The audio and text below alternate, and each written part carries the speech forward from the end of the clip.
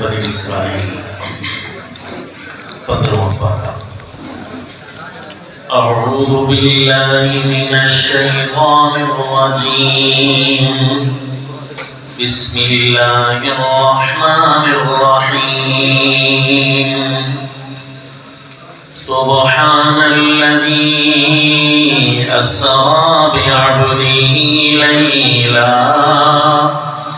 ليلا من المسجد الحرام إلى المسجد الأقصى الذي باركنا حوله لنريه من آياتنا إنه هو السميع البصير۔ وصلی اللہ علی النبی الکریم۔ سلسلہ قصص القرآن میں واقعات امام الانبیاء صلی اللہ علیہ وسلم مکی زندگی کے ان کا تسلسل جاری ہے۔ رسول اللہ صلی اللہ علیہ وسلم میدان تبلیغ میں دلائل تو ارشاد فرماتے، جس طرح کے سمجھانے کا حق تھا صلی اللہ علیہ وسلم اس طریقے سے کما حق کو سمجھایا، بتایا۔ ان کے اشکالات، شبہات، اس کے جوابات ارشاد فرمائے۔ اللہ کریم توفیق نصیب فرمائے، جب ہم سلسلہ وار قرآن پاک کا ترجمہ پڑھتے ہیں تو یہ ساری باتیں سامنے آتی ہیں کہ ان کے ذہن میں پیدا ہونے والے اشکالات کیا تھے، پھر ان کے جوابات کیا ارشاد فرمائے۔ لیکن دلائل کے ساتھ ساتھ ایک اور بھی اہم چیز تھی۔ پیارے نبی صلی اللہ علیہ وسلم کے دلائل تو آپ نے سنے، ان کا کوئی نہ کوئی انداز آپ نے سنا، پچھلے واقعات جتنے آپ نے پڑھے، بہت سارے واقعات ہیں، ایک ایک سورت میں 70 دلائل بھی اللہ کریم نے ارشاد فرمائے، بڑے دلائل۔ لیکن چونکہ ہمارا سلسلہ، ہمارا موضوع واقعات کے رنگ میں جو تبلیغ ہے وہی ہم صرف چونکہ بیان کر رہے ہیں، تو دلائل کا ایک ذائقہ جو آپ پچھلے دروس میں سن چکے ہیں، اس کے ساتھ ساتھ معجزات کا بھی ایک بہت بڑا رنگ تھا پیارے نبی صلی اللہ علیہ وسلم کی تبلیغ میں۔ معجزات ایک ایسی دلیل کو کہتے ہیں کہ عقل اس پر حیران ہو جاتی ہے، خاموش ہو جاتی ہے، مقابلہ کرنے کی سکت ختم ہو جاتی ہے۔ ایک ایسی دلیل کو کہتے ہیں معجزہ۔ معجزہ نبی کی نبوت کی نشانی والی دلیل ہے، یہ یوں سمجھیے تائید نبوت ہے، دلیل نبوت نہیں۔ دلیل نبوت، دلیل وحدانیت ضرور ہے، دلیل مسئلہ ضرور ہے۔ دلیل تو اس کو کہتے ہیں کہ جس کے نہ ہونے سے وہ مدلول ہی ختم ہو جائے۔ نہیں، اگر یہ اللہ کے نبی صلی اللہ علیہ وسلم کو معجزات اللہ کے نبی دکھاتے، نبی تب بھی تھے صلی اللہ علیہ وسلم، البتہ یہ معجزات تائید تھے۔ مثلا آپ کے پاس اپنا آئی ڈی کارڈ ہے تو یہ آپ کے اپنے شہریت کی تائید ہے۔ دلیل تو یہ ہے کہ آپ یہاں پیدا ہوئے ہیں۔ اگر آپ کا آئی ڈی کارڈ نہیں بنتا تب بھی تو آپ پاکستانی شہری رہیں گے کہ نہیں؟ لیکن اگر آئی ڈی کارڈ آپ کا بن جائے تو یہ آپ کے پاکستانی ہونے کی دلیل نہیں ہوگی بلکہ تائید ہوگی۔ تو معجزات میرے نبی صلی اللہ علیہ وسلم کی تائید تھے۔ اب اللہ تعالیٰ تائیدات جتنی مرضی نازل کرے، جتنے مرضی اللہ تعالیٰ معجزات نصیب فرمائے، چاہے ایک معجزہ بھی نہ دے اللہ کریم، تب بھی نبی کی نبوت پر کم از کم فرق نہیں آتا۔ پیارے پیغمبر صلی اللہ علیہ وسلم جو کہ خاتم النبیین ہیں، آخری نبی ہیں، تو اس حیرت انگیز قسم کے اللہ کریم نے معجزات کا ظہور فرمایا۔ معجزات پیارے نبی کے ہاتھ سے صادر ہوئے کہ عقل و نقل حیران ہو جاتی ہے کہ ہر نبی کے معجزات تھے، لیکن یہاں آ کر معجزات کی اللہ نے انتہا کر دی ہے۔ یہاں ایسے رنگ کے معجزات دکھائے کہ دنیا خاموش ہو گئی۔ چند ایک واقعات جو قرآن بیان کرتا ہے دلائل کے رنگ میں، معجزات کی صورت میں، تو وہ آپ کے سامنے ان میں سے ایک معجزہ واقعہ اسراء یا معجزہ معراج جس کو کہتے ہیں۔ معجزہ لفظ عجز سے ہے، عجز عاجز آ جانا، یعنی ایک ایسی دلیل یا ایک ایسی چیز جس سے ساری کی ساری مخلوق عاجز آ جائے تو اس کو معجزہ کہتے ہیں۔ ایک ہوتی ہے معجزات اور ایک ہوتے ہیں بدیعات۔ بدیع نئی چیز کو کہتے ہیں جو عقل سے ماورا تو نہیں ہوتی لیکن عقل اس کو دیکھ کر حیران ہو جاتی ہے۔ مثلا آج سے 100 سال پہلے، 200 سال پہلے آپ کو اپنے موبائل فون کے بارے میں کوئی علم نہ ہو اور ان لوگوں کو بتایا جائے کہ اس قسم کے اس میں فنکشن ہوں گے تو وہ تو حیران ہو جائیں گے، ان کے سامنے تو ایک معجزہ ہوگا۔ نہیں، معجزہ نہیں تھا بلکہ وہ بدیعات تھیں۔ کیوں جی؟ کہ معجزہ وہ ہوتا ہے کہ نہ بعد میں آنے والے نہ پہلے اس کی مثال بنانے پر قادر نہ ہو، اول سے لے کر آخر تک وہ عاجز آ جائے۔ البتہ بدیعات، عجائبات وہ ہوتی ہیں کہ جن کی مثل بن سکتی ہو۔ پھر ان میں فرق ہوتا ہے، عجائبات اور چیز ہوتے ہیں، بدیعات اور چیز ہوتے ہیں۔ عجائبات اس کو کہتے ہیں کہ اس کی مثل بن تو سکتی ہے لیکن بہت مشکل ہے، بن تو سکتی ہے لیکن معجزہ ہے کہ اس کی مثل ہی نہیں بن سکتی۔ مثلا یہ احرام مصر کھڑے ہیں، اتنی بڑی جو ہے پہاڑ نما بڑے بڑے احرام انہوں نے بنائے ہیں، واللہ عالم یہ کس نے بنائے، آج تک اس کی تاریخ کا کوئی حتمی فیصلہ نہیں ہو سکا، ہو ہی نہیں سکتا۔ کوئی کہتا ہے فرعون نے بنائے، فراعین مصر بہت سارے گزرے ہیں، پتہ نہیں کون سے فرعون نے بنائے، واللہ عالم۔ پھر اس کی بناوٹ کا پتھر کہاں سے لیا گیا، پتھر رکھا کیسے گیا، بنایا کیسے گیا، آج تک جو ہے سائنسدان اپنی اپنی تھیوریز پیش کر رہے ہیں۔ کوئی کہتا ہے یہ یوں ڈیزائن بنا ہوگا، اتنے آدمی لگے ہوں گے، کوئی کہتے ہیں مشینری نام کی چیز سے تو پہلی دنیا واقف نہیں تھی۔ ہر سائنسدان آ رہا ہے، ہر انجینئر آ رہا ہے، اپنی اپنی تھیوری بنا رہا ہے، لیکن یہ معجزہ نہیں ہے۔ کیوں جی؟ اگر ساری حکومتیں مل جائیں تو اس قسم کی چیز بنانا چاہیں تو بنا سکتے ہیں کہ نہیں بنا سکتے؟ برج خلیفہ اگر بنا لیا ہے تو اس کو بھی بنانے میں کوئی اتنی بڑی بات نہیں ہے۔ دریا کو سمندر کے اندر اگر مٹیاں ڈال کر انہوں نے پوری کی پورا ایک ولیج بنا ڈالا ہے تو پھر اس کا مطلب یہ ہے کہ یہ بھی بنائے جا سکتے ہیں، لیکن چونکہ عجوبہ ہے، اس عجوبے کی طرح مثل بنانے پر امت قادر ضرور ہوتی ہے لیکن مشکل میں پڑ جائے گی۔ بدیعات جو ہوتی ہیں، مثلا موبائل یا آج سے 300 سال پہلے ریل گاڑی یا جہاز کا تصور، یہ بدیعات ہیں، اس کی مثل بنائی بھی جا سکتی ہے، مشکل بھی نہیں ہوتی، فارمولے کی ضرورت ہوتی ہے۔ اگر فارمولہ ہاتھ لگ جائے تو اس کی مثل بندہ بنا سکتا ہے، بدیعات کی مثل بھی بنا سکتا ہے، عجائبات کی مثل بھی بنا سکتے ہیں، لیکن معجزہ ایسی چیز ہے اس کی مثل بن ہی نہیں سکتی۔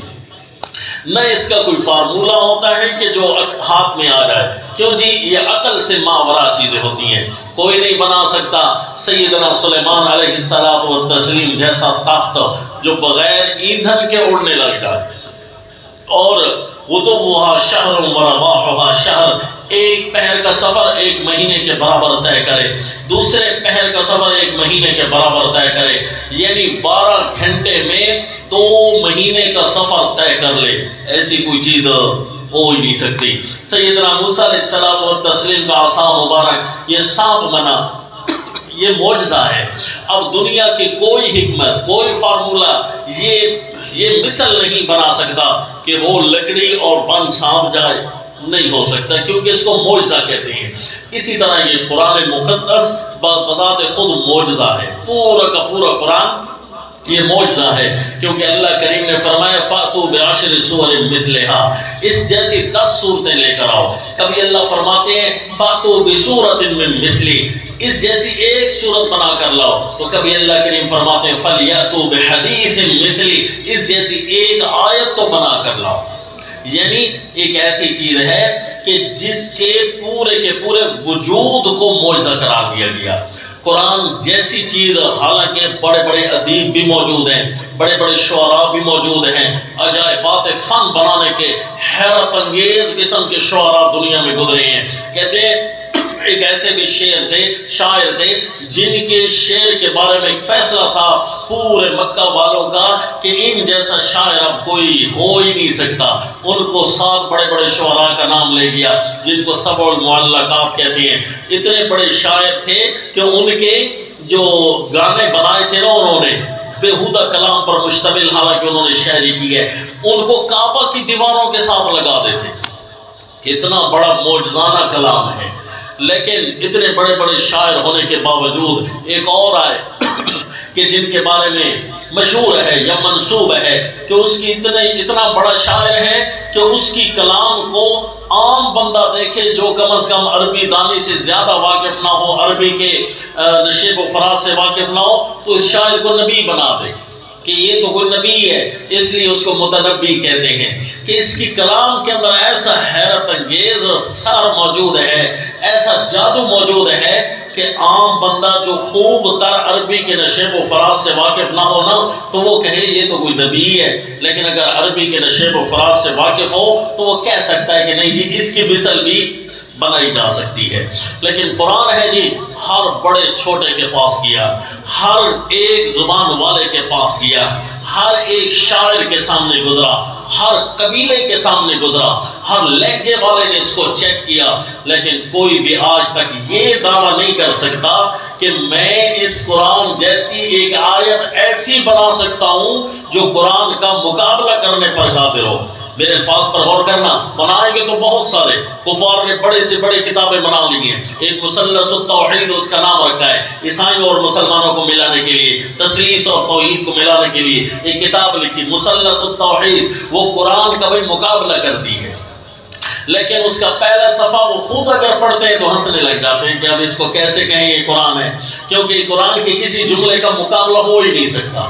تو آج تک دنیا حیران ہے، لکھنے والے لکھتے تو رہیں گے، اپنی گلی میں کتا بھی شیر ہوتا ہے، وہ اپنی گلی میں کھڑے ہو کر تو خوب قرآن کے خلاف باتیں کرتے رہتے ہیں، لیکن آئے نظر مقابلہ کرنے کے لیے تو کتاب اللہ کا ایک جملہ بھی آج تک دریافت نہیں ہو سکا۔ اس لیے میں اپنے دوستوں کو کہتا رہتا ہوں اپنے اللہ سے استغفار کریں، معافیاں مانگیں اور کتاب اللہ کو شوق و ذوق سے پڑھیں، کتاب اللہ کی حدود سے واقف ہوں، عربی دانی میں کمال حاصل کریں اس نیت کے ساتھ کہ ہم قرآن کے سچے رضاکار ہیں انشاءاللہ۔ کیونکہ ہمارے سامنے اگر کوئی سادہ سی عربی بنا کر لائے کہے یہ میں نے قرآن کی فلاں آیت کے مقابلے میں بنائی ہے تو ہم خاموش نہ بیٹھ جائیں، ہم حیران نہ ہو جائیں کہ بھئی اب میں اس کو کیسے جواب دوں، کیونکہ مجھے خود نہیں پتا کہ اس کے اندر کون سی کمیاں ہیں۔ نہیں، جب اللہ کی کتاب کے ہم ڈاکٹر بنیں گے انشاءاللہ، اس سے میں ڈاکٹریٹ کریں گے تو کوئی نہیں ایسا کافر جو کتاب اللہ کے سامنے آ کر چیلنج کر سکے۔ اگر بعد میں آ کر کوئی چیلنج کرتا ہے اور نعوذ باللہ اس کا دعویٰ یہ ہے کہ کسی نام نہاد جھوٹے مولوی کے سامنے اس نے آ کر چیلنج کیا اور مولوی اس کو جواب نہ دے سکا تو وہ یہ تو نہیں کہے گا کہ قرآن سے میں جیت گیا ہوں، یہ کہے گا کہ میں نے اس حلقے سے مولوی کو گرا دیا ہے، قرآن تو پھر بھی جیتا ہوا ہے۔ لیکن یہ ہے کہ کتاب اللہ کا رضاکار بننا فرض ہے امت پر، دفاع کرنا فرض ہے امت پر۔ لہذا کتاب اللہ کا پورا وجود کیا ہے جی؟ معجزہ ہے۔ یہ ساری کی ساری آیتیں معجزہ ہیں کتاب اللہ کی۔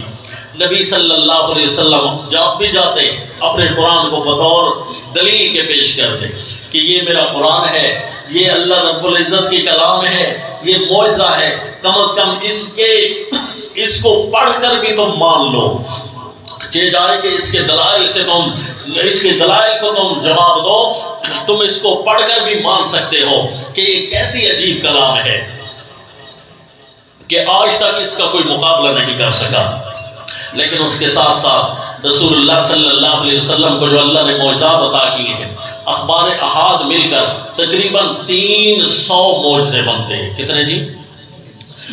اس پر کتابیں باقاعدہ لکھی گئی ہیں، اخبار احاد ملا کر، حسن درجے کی روایات بھی ملا کر، ایک واقعہ ملا کر یہ تقریباً 300 کی تعداد ملتی ہے رسول اللہ صلی اللہ علیہ وسلم کے معجزات میں سے۔ انہی معجزات میں سے ایک واقعہ اسراء بھی ہے۔ اسراء کہتے ہیں رات کی سیر کو، رات کے چلنے کو، معراج کہتے ہیں بلندی پر جانے کو۔ چونکہ اللہ کے نبی رات کے وقت گئے تھے اس لیے اس کو معجزہ اسراء بھی کہتے ہیں، اور چونکہ بلندی تک گئے تھے اس لیے اس کو معجزہ معراج بھی کہتے ہیں۔ دونوں نام ہیں۔ یہ رسول اللہ صلی اللہ علیہ وسلم کے پاس ایسا حیرت انگیز واقعہ ہوا کہ مشرکین مکہ حیران ہو گئے کہ اب اس کا ہم کیسے توڑ نکالیں۔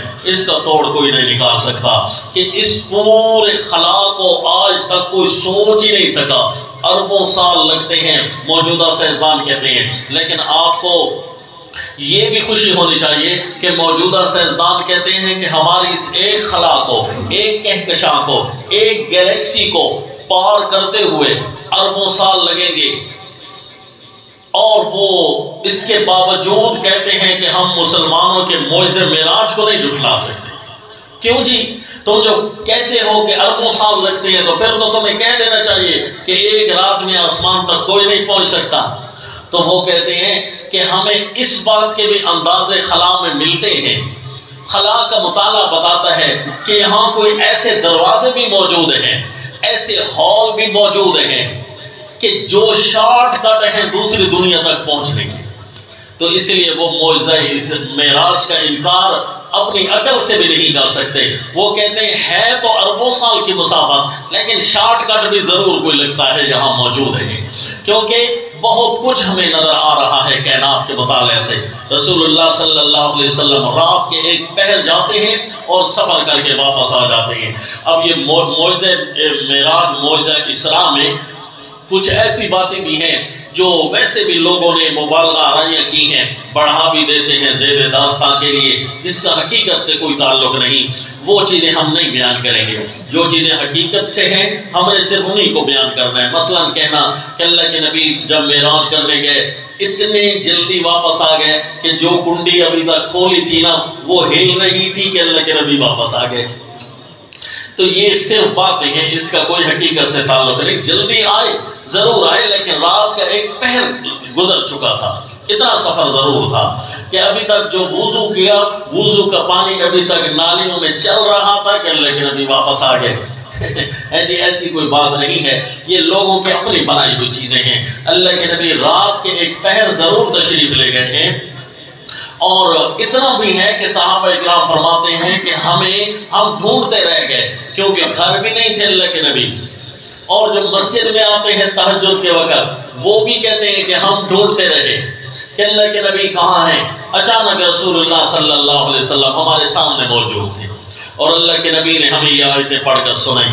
میں واقع معراج کے متعلق سنایا کہ آج تو میں ایسی جگہ کی سیر کر کے آ گیا ہوں کہ جنت بھی اس کے نیچے رہ جاتی ہے۔ صلی اللہ علیہ وسلم سدرۃ المنتہا تک میں گیا، وہاں چنانچہ اللہ کریم نے جو چیزیں بیان فرمائی ہیں پہلے وہ سنتے ہیں، پھر کچھ احادیث شریف کے اشارات فرمایا۔ اعوذ باللہ من الشیطان الرجیم، بسم اللہ الرحمن الرحیم، سبحان الذی اسری بعبدہ لیلا من المسجد الحرام الی المسجد الاقصی۔ شریکوں سے پاک ہے اللہ جس نے سیر کرائی اپنے بندے کو لیلاً رات کے ایک حصہ میں، نکرہ بولا نا، لیلاً رات کے ایک حصہ میں سیر کرائی۔ اسرا بھی کہتے ہیں رات کی سیر کو۔ آگے لیلاً کا لفظ جب موجود ہے تو اس بات تعدیت اور بات تجرید اس کو کہتے ہیں، یعنی اس نے صیغہ سے لفظ ایک تجرید کر دیا، خالی کر دیا۔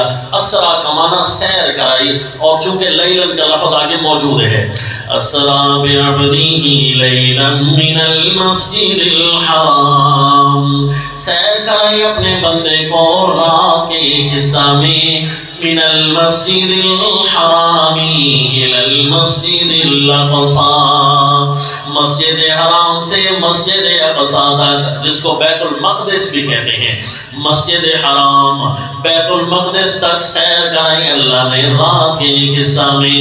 یہ سورہ بنی اسرائیل میں صرف واقعہ اسراء کا ذکر ہے، یعنی زمین سے زمین تک کے سفر کا ذکر ہے، اور سورہ النجم ابھی پڑھیں گے وہاں واقعہ معراج کا ذکر ہے، یعنی زمین سے آسمان تک کے سفر کا ذکر، لیکن یہاں پر زمین سے زمین تک کے سفر کا ذکر ہے۔ لیلا من المسجد الحرام الى المسجد الاقصى الذي باركنا حوله لنريه من آیاتنا۔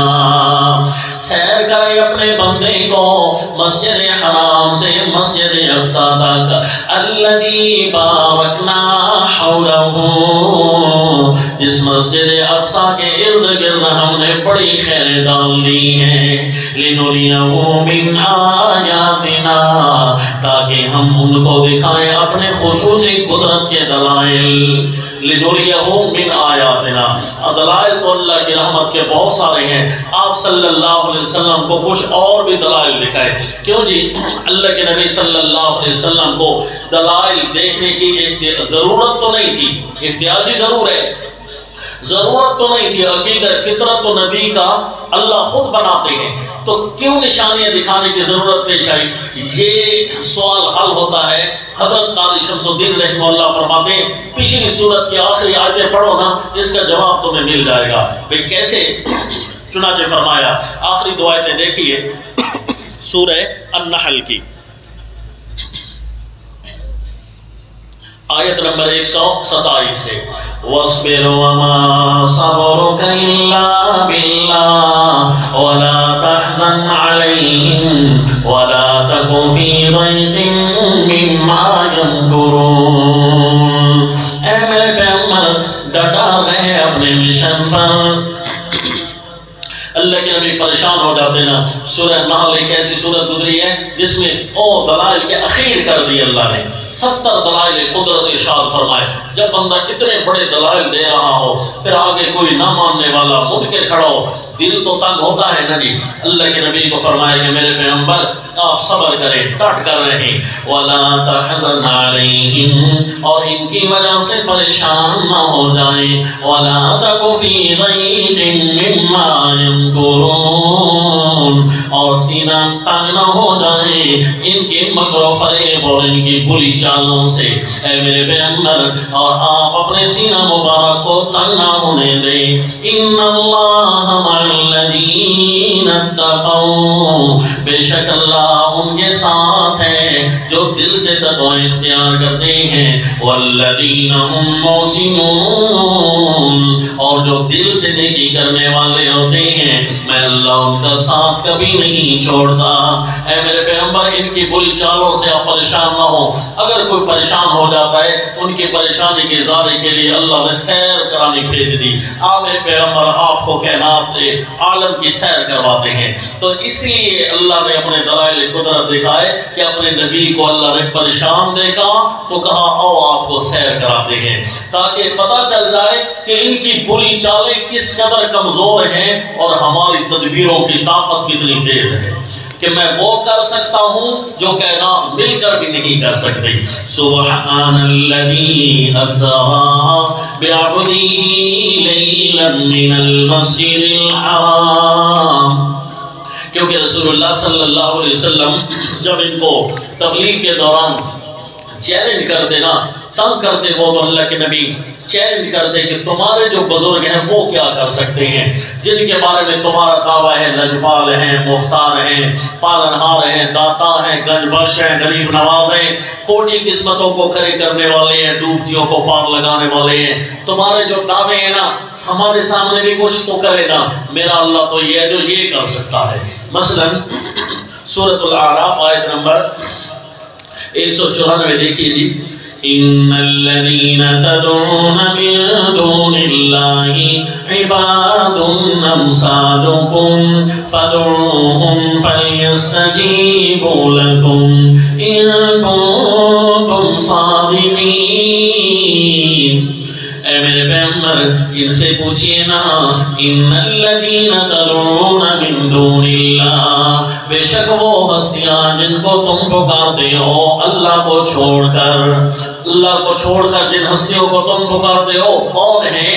عباد امثالکم، تمہاری طرح وہ محتاج بندے تھے، جس طرح تم حاجت روا نہیں ہو نا محتاج ہو، اسی طرح وہ بھی محتاج بندے تمہاری طرح گزرے ہیں، تمہاری طرح انسان گزرے ہیں، جن کو تم نے لجپال داتا گنجبخش غوث اعظم بنا رکھا ہے نا۔ عباد امثالکم، تمہاری طرح وہ محتاج بندے ہیں، فدعوہم فلیستجیبوا لکم، لہذا ان کو پکارو اگر وہ کچھ کر سکتے ہیں تو چاہیے تمہاری پکاریں قبول کریں، ان کنتم صادقین، اگر تم اپنے دعویٰ میں سچے ہو کہ یہ ہمارے خدا ہیں، یہ ہمارے لجپال ہیں، اگر تم اپنے دعویٰ میں سچے ہو اپنی اپنی ضرورتیں پیش کرو ان کے سامنے تاکہ یہ تمہاری ضرورتیں پوری کریں۔ ضرورتیں پوری کرنا تو درکنار، لجپال ہونا تو درکنار۔ الہم ارجل یمشون بها ام لهم ایدی یبطشون بها ام لهم اعین یبصرون بها ام لهم آذان یسمعون بها، کیا ان کے ایسے پاؤں ہیں جن سے وہ چل سکے؟ مدد کرنا تو درکنار، کیا ان کے ایسے پاؤں ہیں جن سے وہ چل سکے؟ پاؤں تو ہے پر اب روح نہیں رہی، چلنے کی طاقت ان کے پاؤں میں نہیں رہی، پاؤں تو ہے پر چل نہیں سکتے۔ ام لہم ایدی یبطشون بها، کیا ان کے ایسے ہاتھ ہیں جن سے یہ پکڑ سکے؟ ہاتھ تو ہے پر روح نہیں ہے، ہاتھ پکڑ نہیں سکتے۔ ام لہم اعین یبصرون بها، کیا ان کی ایسی آنکھیں ہیں جن سے وہ دیکھ سکے؟ آنکھیں تو ہیں پر دیکھ نہیں سکتے۔ ام لہم آذان یسمعون بها، کیا ان کے ایسے کان ہیں جن سے وہ سن سکتے ہوں؟ دیکھنے والی آنکھیں نہیں، سننے والے کان نہیں، پکڑنے والے ہاتھ نہیں، چلنے والے پاؤں نہیں ہیں تو محتاج بندے کیا کر سکتے ہیں؟ ام لہم آذان یسمعون بها قل ادعوا شرکاءکم ثم کیدونی فلا تنظرونی، اگر تم یہ کہتے ہو کہ کر سکتے ہیں تو پکارو اپنے ان شریکوں کو اور میرے خلاف تم بری چالیں چلو، ثم کیدونی، پھر میرے خلاف تدبیریں کرو اور ان کو کہو کہ اس کو ختم کر دے، فلا تنظرون، تم مجھے مہلت بھی نہ دینا، مجھے بتانا بھی نہیں کہ آج ہمارے خدا تجھے پکڑنے آئیں گے۔ اگر یہ کچھ کر سکتے ہیں تو کریں، میں تو کہتا ہوں یہ کچھ نہیں کر سکتے۔ پاؤں تو ہیں لیکن اب چل نہیں سکتے، ہاتھ تو ہیں ان کے لیکن اب پکڑ نہیں سکتے، کان تو ہے پر یہ شیطان جو ہے اس پر زور لگواتا ہے کہ مردہ سنتا ہے، لا حول ولا قوت الا باللہ، حالانکہ قرآن نے 4 لفظ بولے تو کبھی شیطان یہ نہیں کہے گا کہ مردے بھاگتے ہیں، کیونکہ پاؤں کا ذکر بھی تو قرآن نے کیا ہے۔ شیطان قرآن کے خلاف نظریات اگر بنوانے بھی تھے تو پاؤں کو کیوں نہیں تو نے چھیڑا؟ کبھی یہ نہیں کہے گا مردے پکڑ بھی لیتے ہیں، کبھی یہ نہیں کہے گا مردے دیکھتے بھی ہیں، کیونکہ شیطان کی چوری پکڑی جاتی، کیونکہ اگر کوئی شیطان کہے کہ مردے بھاگتے ہیں تو ہر کوئی کہے گا بھائی بھاگتے نہیں رہے تو سوئے پڑیں گے، اگر وہ کہے بھائی مردے پکڑتے ہیں تو سارے کہیں گے بھائی اس کے ہاتھ تو نہیں نہ پکڑ رہے، لہذا شیطان کی چوری نہیں چل سکتی تھی۔ حتیٰ کہ اگر وہ کہے نا مردے دیکھتے ہیں تو شیطان یہاں بھی اپنا عقیدہ نہیں نافذ کروا سکتا تھا، کیونکہ ہر بندہ کہے کہ آنکھیں تو بند ہے، کھلی ہوئی تو ہے نہیں، ہل تو نہیں رہی، ادھر ادھر آنکھیں جا تو نہیں رہی، لہذا اس کی چوری نہیں چل سکتی تھی۔ اس نے کہا یوں کام کرتے ہیں، ہم کہتے ہیں مردے سنتے ہیں۔ اچھا سننے کی طرح انسان کے کان تو حرکت نہیں کرتے، گدھے کے کان تو حرکت کرتے ہیں نا، لیکن انسان کے کان ایسی چیز ہے کہ سنتے ہوئے حرکت نہیں کرتے، بلکہ ہمیں پوچھنا پڑتا ہے آپ سن رہے ہیں؟ تو جی کیونکہ شیطان کی چوری اب چل سکتی ہے، لہذا اگر شیطان کہے نا مردے سنتے ہیں تو بس جی ہر کوئی خاموش ہو جائے گا، بھائی میں اس کا کیا علاج کروں، اب پتہ تو چل نہیں رہا، لہذا شیطان کا عقیدہ چل گیا۔ اس نے کہا اب یہ نعرہ بہت اچھا ہے مردے، اس کو کہو پنکھے کے 3 پر ہیں، اگر 2 بند ہو جاتے ہیں تو ایک تو نہیں نہ چلتا رہتا۔ یہ کیسے ہو سکتا ہے کہ پاؤں چلنے والے ہوں نہیں، ہاتھ پکڑنے والے ہوں نہیں، آنکھیں دیکھنے والی ہوں نہیں، پاؤں چلنے والے بچ جائیں، کام چلنے سننے والے بچ جائیں؟ یہ کیسے ہو سکتا ہے؟ اگر آزار ڈیڈ ہوں گے تو سارے ڈیڈ ہو جائیں گے، کان بھی اسی کے اندر ڈیڈ ہو جائیں گے، ساری باڈی جو ہے ڈیڈ ہو جاتی ہے۔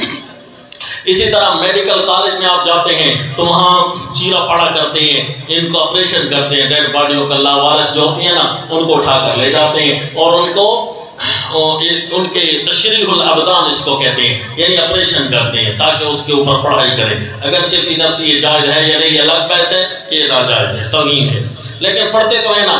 تو وہاں جو طالب علم کھڑے ہوں گے 1700-1800 فرقوں کے ہوں گے، ہیں جی، کوئی وہاں حیاتی کھڑا ہوگا، کوئی مماتی کھڑا ہوگا، کوئی بریلوی کھڑا ہوگا، کوئی شیعہ کھڑا ہوگا، کوئی غیر مقلد، بہت سارے فرقوں کے ہوتے ہیں نا جو مسجدوں میں ہر محلے سے گئے ہوئے ہوں گے، لیکن وہاں سارے متفق کھڑے ہوتے ہیں کہ مردے کو ہم چیر پاڑ رہے ہیں، یہ ساری باڈی ڈیڈ ہے۔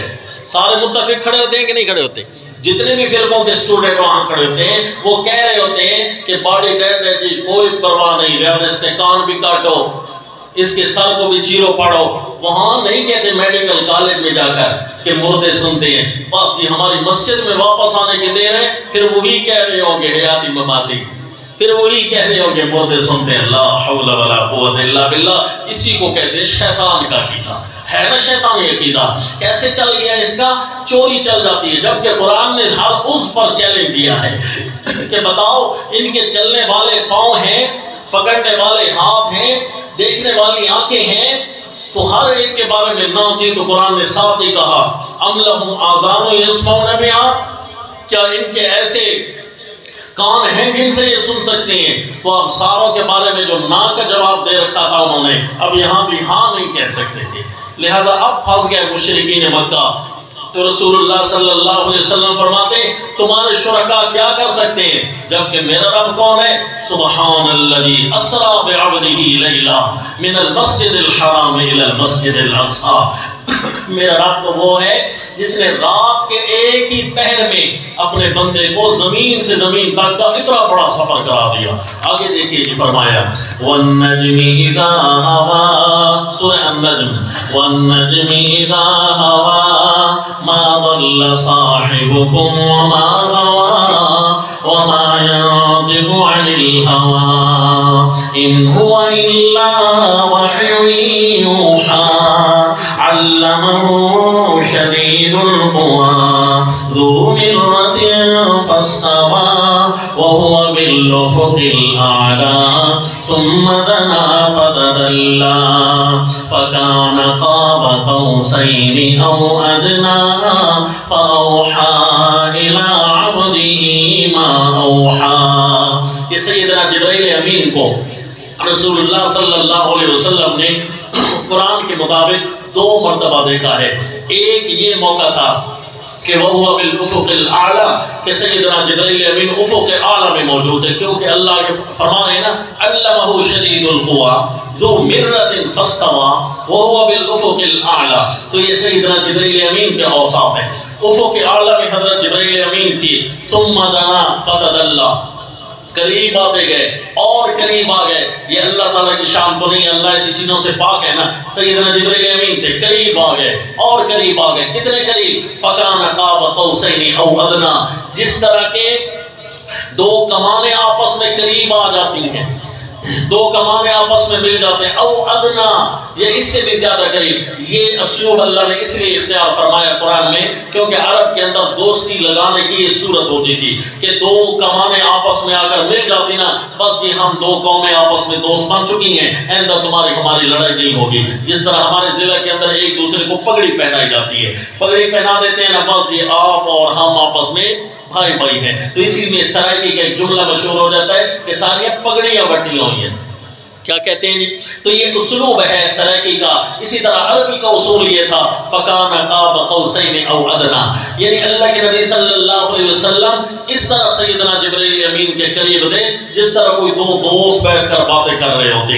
ایک یہ موقع تھا، اور دوسرا موقع اللہ فرماتے ہیں وہ معراج کا موقع بیان فرمایا وَلَقَدْ رَآهُ نَزْلَةً أُخْرَىٰ عِندَ سِدْرَةِ الْمُنتَهَىٰ عندها جنة المأوى إذ يغشى السدرة ما يغشى ما زاغ البصر وما طغى لقد رأى من آيات ربه الكبرى.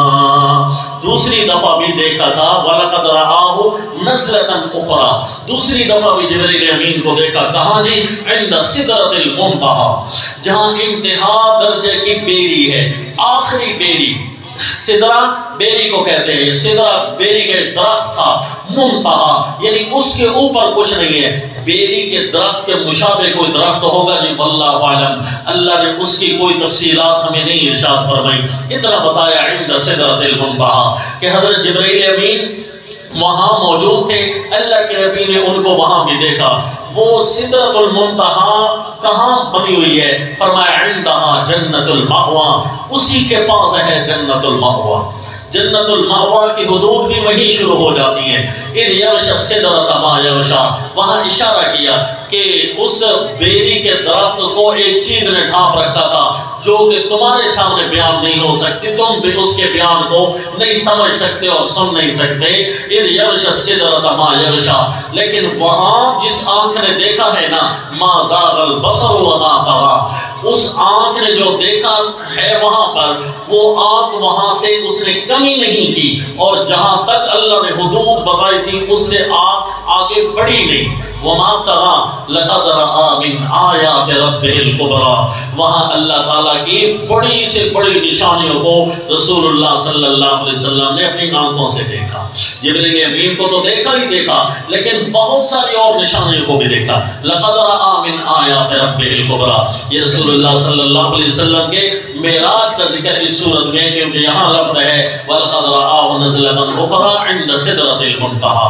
وہاں پر رسول اللہ صلی اللہ علیہ وسلم زمین سے زمین تک کا سفر اور زمین سے آسمان تک کا سفر، کہاں تک؟ جہاں تک اللہ کو منظور تھا جی، وہاں سدرۃ المنتہیٰ تک کو گئے، جنت المأویٰ تک کو گئے.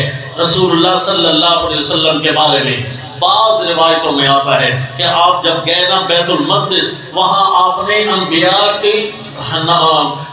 کی جماعت کو نماز پڑھوائی ہے. 2 رکعت نماز نفل کا تذکرہ آتا ہے، لیکن جن روایتوں میں اس نماز کا تذکرہ ہے وہاں لفظ ہے مرسل لی النبیون، میرے سامنے انبیاء کو مثالی صورت میں پیش کیا گیا. تو ہمارا عقیدہ ہے کہ رسول اللہ صلی اللہ علیہ وسلم کے سامنے تمام انبیاء مثالی صورت میں آئے. سیدنا عیسیٰ علیہ الصلوۃ والتسلیم کے بارے میں خود چونکہ قرآن کہتا ہے کہ وہ اللہ نے ان کو اٹھا لیا تھا زندہ آسمانوں پر، تو زندہ حالت میں وہاں موجود ہیں. ان کا تذکرہ نہیں ہے کہ وہ بھی یہاں تشریف لائے تھے. چونکہ تذکرہ نہیں ہے تو ہم اپنی طرف سے کیوں کہہ سکتے ہیں کہ سیدنا عیسیٰ علیہ السلام بھی آئے تھے. بہرحال وہاں سے اللہ کے نبی صلی اللہ علیہ وسلم کا سفر شروع ہوتا ہے. 7 آسمانوں تک ہے، اور ہر آسمان پر جا کر ایک ایک نبی سے ملاقات ہوتی گئی. بہت سارے انبیاء سے ہوئی ہوگی ملاقات، لیکن حدیث پاک میں صرف چند انبیاء کا نام لیا گیا ہے. پہلے آسمان پر ایک نبی سے ملاقات ہوئی، سیدنا آدم علیہ الصلوۃ والتسلیم کے ساتھ ملاقات ہوئی، تو آپ نے فرمایا مرحبا بالابن الصالح، میرے پیارا اور نیک بیٹا، آپ کی آمد خوش آمدید ہو. اللہ کے نبی صلی اللہ علیہ وسلم کو سینے سے لگایا.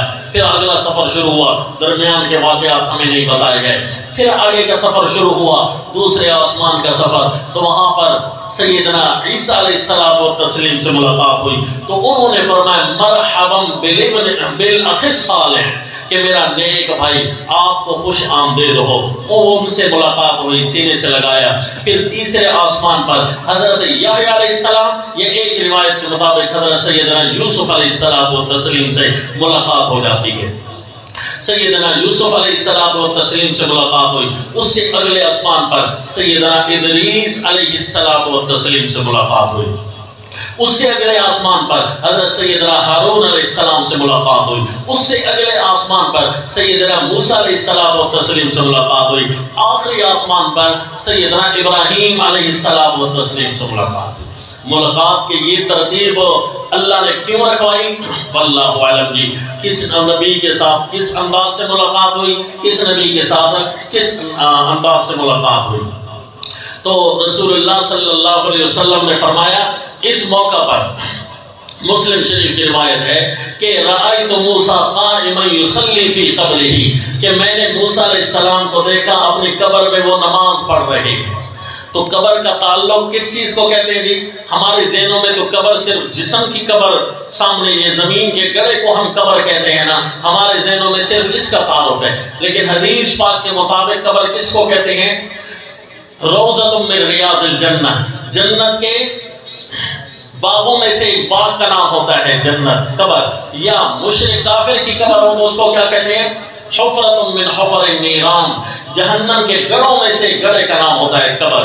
تو چونکہ حدیث شریف کی اصطلاح کے مطابق جس کو قبر کہتے ہیں نا، حضرت موسیٰ علیہ السلام اسی جنت کے باغ میں موجود تھے اور وہیں نماز پڑھ رہے تھے، پانچویں آسمان پر وہ، اور اس کا ذکر بھی، اشارہ بھی حدیث میں موجود ہے، اگر آپ اس کو توجہ سے پڑھیں نا، وہاں لفظ ہے عند کثیب الاحمر، سرخ ٹیلے کے پاس۔ پوری زمین میں کہیں سرخ ٹیلے ہیں جی؟ سرخ ٹیلے نہیں، مٹیالی رنگ، مٹیالے کلر ہوتا ہے، بالکل جو سرخ ٹیلے ہیں، پہاڑ سرخ موجود ہیں، لیکن ٹیلے سرخ جس علاقے میں اگر کہا جائے کہ بیت المقدس کے پاس، اگر بعض روایتوں میں آگے بیت المقدس کے پاس جی ان کی قبر تھی، اس قبر میں حضرت موسیٰ علیہ السلام نماز پڑھ رہے تھے، وہاں سرخ ٹیلا تھا۔ اب بھی آپ بے شک بیت المقدس دیکھ کر آ سکتے ہیں، پورے علاقے میں کہیں سرخ ٹیلا وہاں موجود نہیں۔ تو حدیث خود بتا رہی ہے کہ اللہ کے نبی کہاں نماز پڑھ رہے تھے؟ جنت کے باغوں میں سے، اور جنت کے باغوں میں سے باغ کو ہی قبر کہا جاتا ہے، کیونکہ میرے نبی صلی اللہ علیہ وسلم نے فرمایا، حدیث حل ہو گئی جی۔ تو یہ صاف ہو گیا، حضرت موسیٰ علیہ السلام و تسلیم نماز بھی پڑھ رہے تھے، وہی ملاقات ہوئی، نماز پڑھ رہے تھے۔ تو اسی لیے تو آپ صلی اللہ علیہ وسلم جب نمازوں کا تحفہ لے کر واپس آئے نا، تو حضرت موسیٰ علیہ السلام نے کہا ٹھہرے کہ نماز کا تحفہ لے کر آئے ہیں تو آپ کو نماز کو تھوڑی کرا کر آئے، میں بنی اسرائیل سے واقف ہوں، 50 نمازیں تیری قوم نہیں پڑھ سکے گی، کیونکہ نماز کے ساتھ خصوصی شرف تھا حضرت موسیٰ علیہ السلام کا۔ اللہ نے ان کو ڈاکٹریٹ کروائی تھی نماز کے موضوع پر، حضرت سیدنا موسیٰ علیہ السلام کو، کیونکہ پہلی وحی میں اللہ نے ان کو نماز ہی سکھائی تھی۔ حضرت موسیٰ علیہ السلام کی پہلی وحی ہے نا، پہلی وحی میں 3 باتیں، اننی انا اللہ لا الہ الا انا فاعبدنی واقم الصلاۃ لذکری ان الساعۃ آتیۃ اکاد اخفیہا۔ یہ پہلی وحی میں ہی اللہ نے حضرت موسیٰ علیہ السلام کو نماز سکھا دی تھی۔ تو نماز پر چونکہ ڈاکٹریٹ کر چکے تھے نا سیدنا موسیٰ علیہ السلام، اس لیے حضرت امام الانبیاء صلی اللہ علیہ وسلم کو اور کسی نبی نے مشورہ نہ دیا، بلکہ سیدنا موسیٰ علیہ السلام نے مشورہ دیا، آپ کی امت 50 نمازیں نہیں پڑھ سکے گی، آپ اس کو تھوڑا کروائیں، حتیٰ کہ نمازیں 5 کروا دیں، حتیٰ کہ نمازیں 5۔ اب یہاں شیطان آپ کو ذہن میں وسوسہ ڈالے گا، اچھا حضرت موسیٰ علیہ السلام عالم الغیب تھے نا، کیونکہ پتہ تو تھا نا کہ یہ امت 50 نمازیں کم از کم نہیں پڑھ سکتی، تو لہذا واقعی نہیں پڑھ سکتی، تو حضرت موسیٰ علیہ السلام عالم الغیب ہے، لیکن درو گورا حافظہ نباشت، جھوٹے بندے کا حافظہ نہیں ہوتا، اسے پتہ نہیں ہوتا کہ میں کیا کہہ رہا ہوں۔ وہ یہ تو کہہ رہا ہے کہ حضرت موسیٰ علیہ السلام عالم الغیب ہے، یہ بھول گیا کہ میں نے تو اصل میں نبی صلی اللہ علیہ وسلم کو عالم الغیب ثابت کرانا تھا، کم از کم اس بات کا تو اقرار کر گیا ہوں کہ اللہ کے نبی عالم الغیب ہو نہیں ہے۔ حضرت موسیٰ علیہ السلام کو عالم الغیب ثابت کراتے کراتے آپ صلی اللہ علیہ وسلم کے بارے میں کم از کم اقرار کرا گیا کہ اللہ کے نبی صلی اللہ علیہ وسلم عالم الغیب ہو نہیں ہے، کیونکہ آپ کو تو پتہ نہیں تھا نا۔ باقی رہی یہ بات، جواب دے گیا ہوں کہ حضرت موسیٰ علیہ السلام بھی عالم الغیب نہیں، وہ کہہ رہے تھے میں بنی اسرائیل کو دیکھ چکا ہوں، ان سے تجربہ ہے، کیونکہ آپ کو نماز میں ڈاکٹریٹ اللہ نے کروائی تھی، آپ نماز کے بہت ماہر پیغمبر تھے، کیونکہ پہلی وحی میں کسی نبی کو ایسا تذکرہ نہیں جو حضرت سیدنا موسیٰ علیہ السلام و تسلیم کو اللہ نے پہلی وحی میں ہی نماز کا طریقہ، نماز کا سبق ارشاد فرمایا تھا۔ تو لہذا یہ سوال بھی حل ہوا، تو اللہ کے نبی صلی اللہ علیہ وسلم وہاں گئے، وہاں پر یہ مشہور ہے کہ آپ صلی اللہ علیہ وسلم بشریت کی چادر کو بھی اتار دیا، وہاں نورانیت کی چادر بچ گئی، وہاں اللہ نہیں خدا کہتے نہیں بنتی، جدا کہتے نہیں بنتی، وہاں خدا کون ہے اور نبی کون ہے یہ بھی پتہ نہیں چلتا تھا۔ لا حول ولا قوت الا باللہ، وہاں تو ایک قرار دے دیا۔ حالانکہ ایسی کوئی بات نہیں، حدیث شریف میں آپ صلی اللہ علیہ وسلم نے خود فرمایا کہ نور انا اراہ، وہ تو ایک ایسا نور ہے کیسے میں اس کو دیکھ سکتا ہوں۔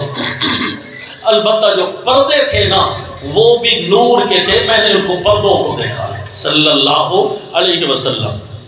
اس لیے سیدہ ام المومنین، یہ سیدہ ابن عباس رضی اللہ تعالیٰ عنہ کی روایت ہے، اور سیدہ ام المومنین بھی فرماتی ہیں کہ جو آپ کو یہ کہے کہ آپ صلی اللہ علیہ وسلم نے اپنے رب کو دیکھا ہے اس نے جھوٹ بولا ہے۔ تو حضرت ابن عباس اور حضرت سیدہ ام عائشہ کی روایتوں میں کوئی تضاد نہیں، دونوں اس بات کا اقرار کر رہے ہیں کہ نہیں دیکھا رسول اللہ صلی اللہ علیہ وسلم نے اپنے اللہ کو۔ ہاں دن قیامت اللہ خود طاقت سے دکھوا سکتے ہیں، اللہ کو مجبور تو نہیں ہو گیا نا کسی سے، اللہ کو یہ بھی طاقت ہے کہ بندوں کو دکھوانا چاہیں، زیارت کروانا چاہیں تو اللہ اپنا دیدار کرائیں گے۔ للذین احسنوا الحسنى وزیادہ، اللہ کچھ زیادہ بھی دیں گے، جنت کے بعد وہ زیادہ کیا ہوگا؟ وہ یہی اللہ کا دیدار ہوگا۔ للذین احسنوا الحسنى وزیادہ، جنت سے بھی کچھ زیادہ ملے گا۔ وہ کیا مل سکتا ہے جی جنت سے زیادہ؟ اللہ کا دیدار ہی ہو سکتا ہے۔ تو جی رسول اللہ صلی اللہ علیہ وسلم نے معراج کے اس موقع پر نماز کا بھی تحفہ لے کر آئے، انبیاء سے بھی ملاقاتیں کی۔ آپ کو ایک چھوٹا سا نکتہ بھی بتا دوں کہ حضرت سیدنا قاضی شمس الدین رحمہ اللہ فرماتے ہیں کہ آپ کو یہ بھول جائے گا کہ کس نبی کے ساتھ کس آسمان پر ملاقات کی، تو وہ لفظ بتاتے اعیاہما، کون سا لفظ؟ اعیاہما کے ترکیب یاد کر لو، اس ترکیب سے آپ کو نہیں بھولے گا کہ کس آسمان پر۔